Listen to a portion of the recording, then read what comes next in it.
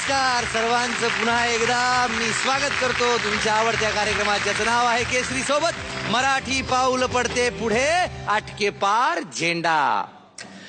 जेव्हा दिशा हरवते तेव्हा माणूस ताऱ्यांकडे बघतो आणि तारे दिशा ठरवतात. आपल्याला अचूक दिशा कळते आणि पुढचा प्रवास सुरू होतो. असेच चमचमते तारे, असेच विविधता घेऊन आलेले तारे आपल्या या कार्यक्रमात आजच्या या भागात आपल्याला भेटणार आहेत. परंतु त्यांचं परीक्षण करण्यासाठी सज्ज आहेत आपले लाडके परीक्षक. त्यांचं आधी स्वागत करूया. उर्मिला मातोंडकर आणि मकरंद देशपांडे सर.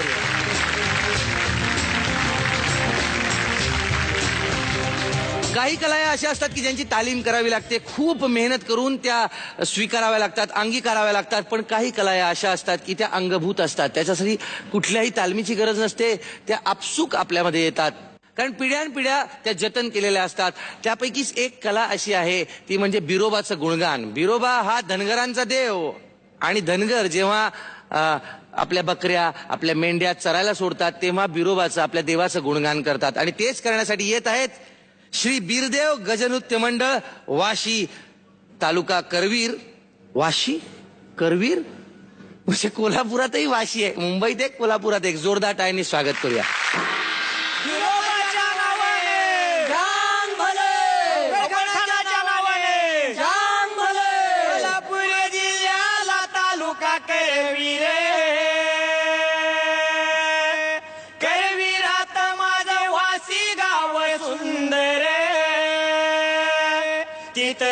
देवाचं मंदिरनी ओवळ्या बांधुनी शोभा वाढली फार.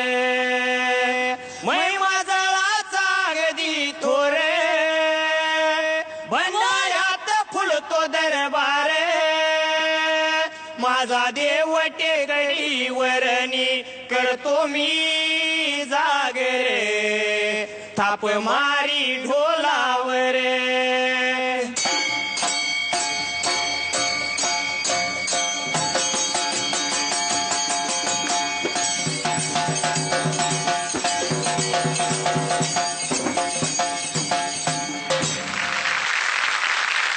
केला लहानाचा मोठा मुलगा आणि आई बापावर धावतोय रे, धावतोय रे, धावतोय रे.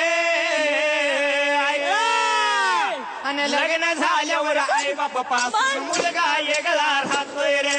लग्न झाल्यावर आई बापापासून मुलगा बाजूला राहतोय रे. लग्न झाल्यावर आई बापापासून मुलगा वेगळा राहतोय रे.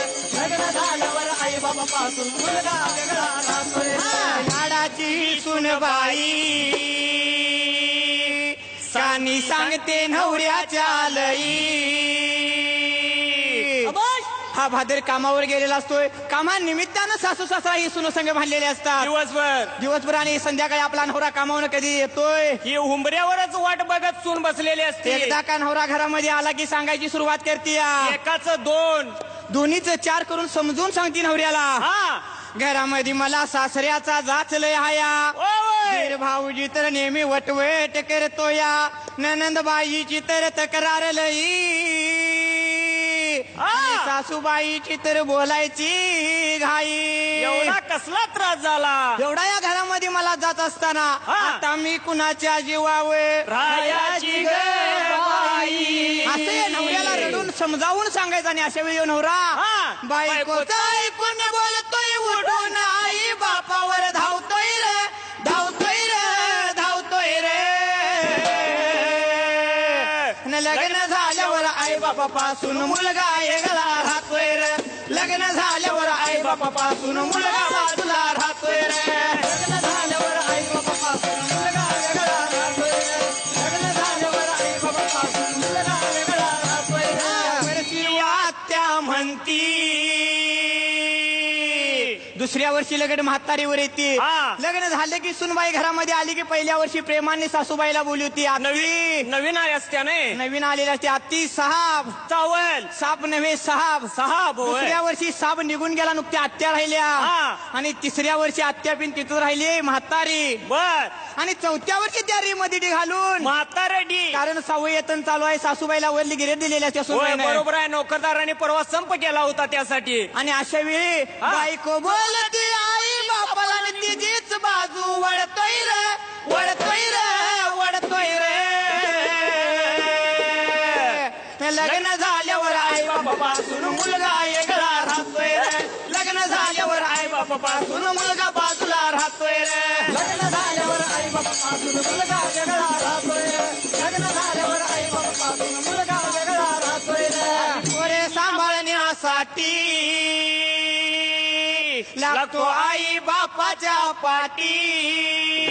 आता कुठला किसना आई बाप आणणार. लग्न झाल्यावर ह्या 4-2 वर्षामध्ये हा, दोन का विना मुलं झालेले असतात. आता या मुलांना ठेवायचं कुठं आणि कामाला जायचं कसं. नवरा बायकोसनी हो मोठा पंचायत पडली आता त्यांना. हळूच उचलायचं आणि सासऱ्याजवळ नेऊन ठेवायचं. मामासाहेब तुमच्या शिवार राहीत नाही. त्याशिवार म्हातार पण मुंडे खिशात हात घालत नाही नातवाला खायला द्यायसाठी. द्यायला. आणखी 4 वर्षामध्ये तो मुलगा लहानाचा मोठा होतोय, हा. रांगता होतोय, चालता होतोय, चालत शाळेला जातोय, आपल्या हिमतीवर शाळेला जातोय. बरोबर आहे. आता अशा वेळी सुनबाई म्हणणारी काय म्हणते माहिती आहे का हा. नवऱ्याला?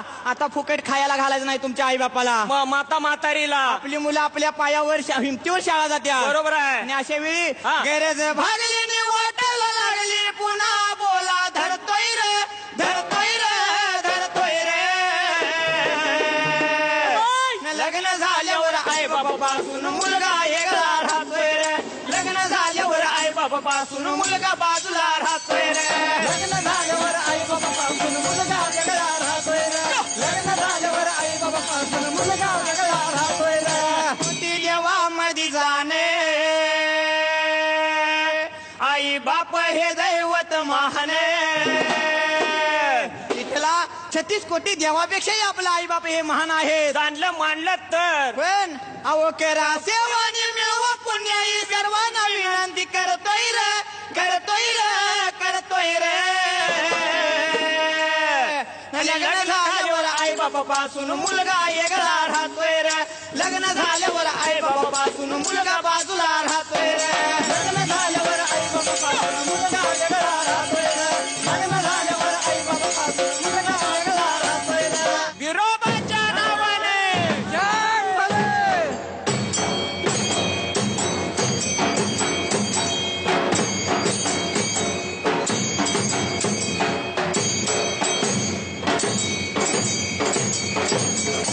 विरोबाच्या नावाने, गणाच्या नावाने.